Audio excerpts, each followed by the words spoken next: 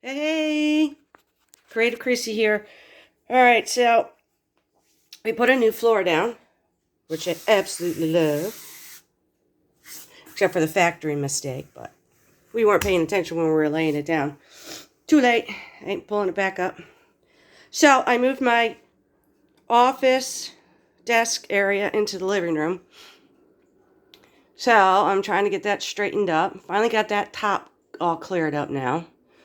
So now I'm going through the deluge of papers that were actually on that desk. It was piled up there, piled up over there, and piled up on top of that, but on the other side of the wall. So I'm going to set up, hoping it'll work, a little drop station here.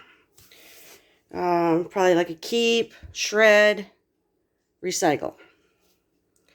So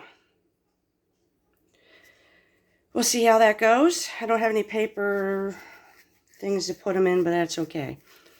And then I will do another video on getting that top figured out and doing a drop zone, because my husband likes to put his receipts over there, and I need to put a basket or something up there so he stops dropping the receipts.